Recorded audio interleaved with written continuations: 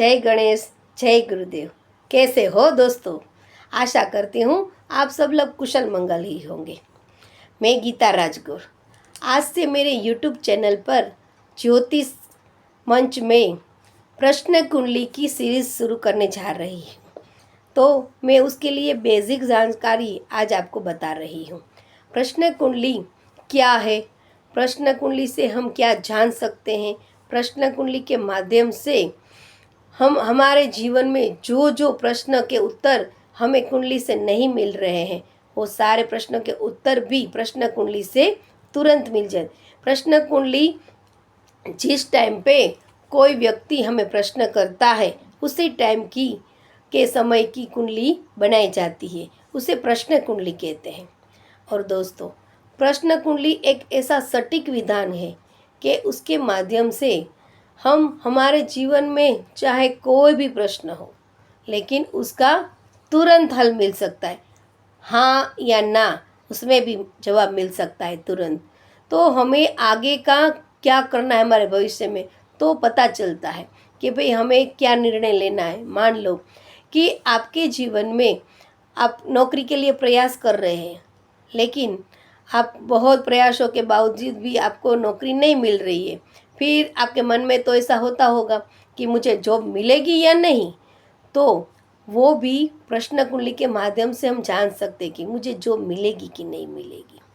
प्रश्न कुंडली के माध्यम से अगर आप कभी भी कोई बिजनेस या कुछ भी नया कुछ शुरू करने वाले हो और आपके मन में उठा कि भाई मैं ये शुरू तो करने वाला हूँ, लेकिन इसमें मुझे सफलता मिलेगी या नहीं मिलेगी, तो उसका भी जवाब प्रश्न कुंडली हमें देती है।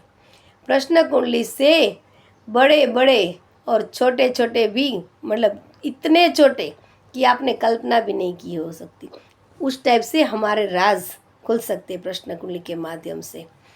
प्रश्न कुंडली के अंदर शादी नहीं हो रही हो तो भी पता चल जाता है। हम आपके मन में होता है कि भाई हमारे बच्चों की शादी में विलम्ब क्यों हो रहा है, हमारी शादी में क्यों विलम्ब हो रहा है।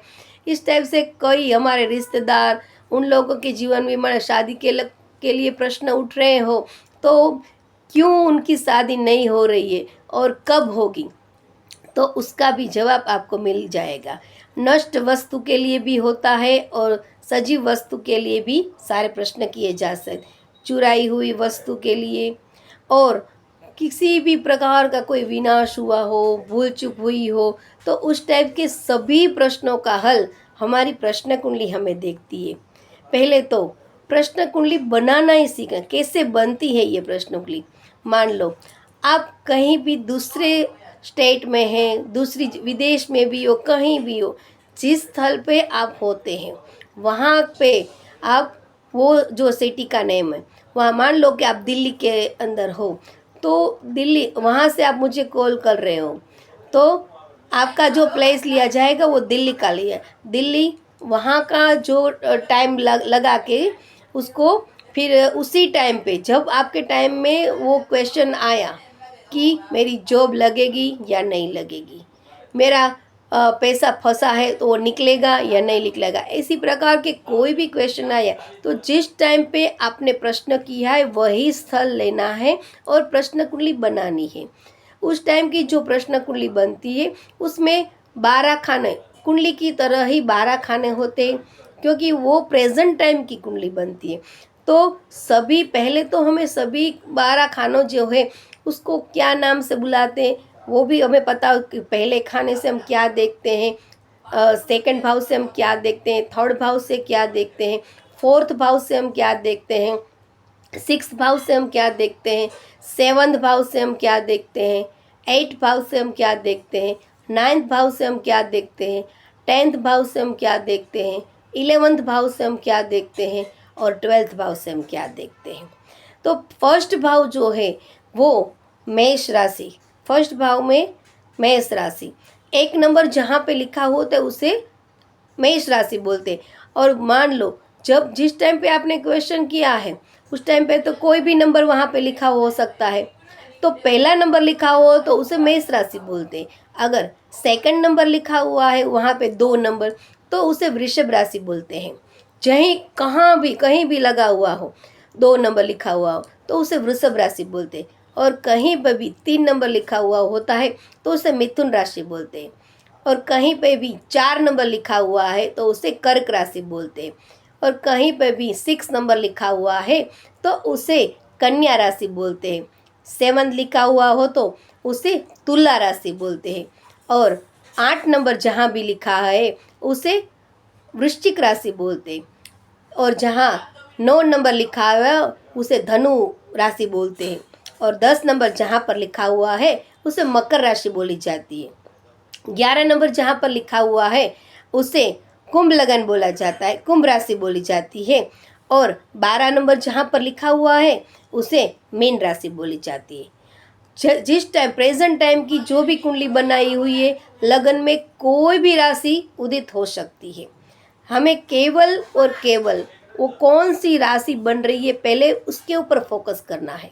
उसके बाद में हमें देखना है कि 1, 4, 7, 8 ये पूरे जो खाने जो सब बने हुए हैं 12 के 12 भाव, वह की ग्रह स्थिति को हमें चेक करना है।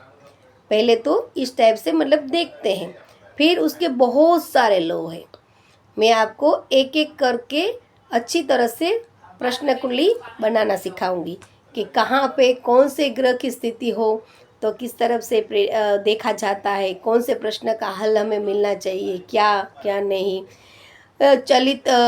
चल राशि या कौन सी है, फिर चर लग्न जो होते हैं ना वो कौन कौन से हैं, स्थिर लगन कौन कौन से हैं, और द्विस्वभाव राशियाँ कौन कौन सी है।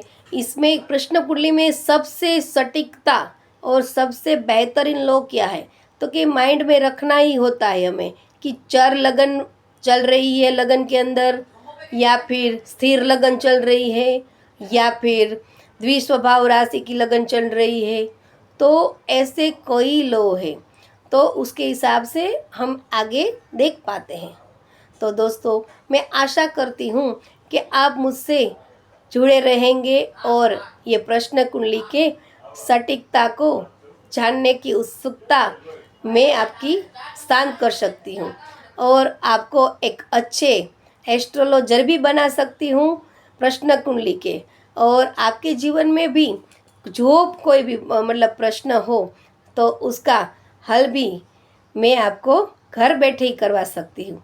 और एक खुशखबरी ये भी है कि हम लोग वीक में 3 दिन किसी की भी एक कुंडली का अध्ययन करेंगे। 3 दिन मतलब आप मेरे चैट बॉक्स में कमेंट में आप अपनी बायोडाटा डाल सकते हो, उसमें से किसी का भी मतलब हम चुनेंगे, जिसका भी नंबर लग जाता है तो उन लोगों की हम फ्री में प्रिडिक्शन करेंगे और उनके हल भी हम बताएंगे। तो आशा करती हूँ कि आपका प्यार मुझे मिलेगा और हमेशा आपकी सहायता ही मेरी सफलता बनी रहेगी। जय गणेश।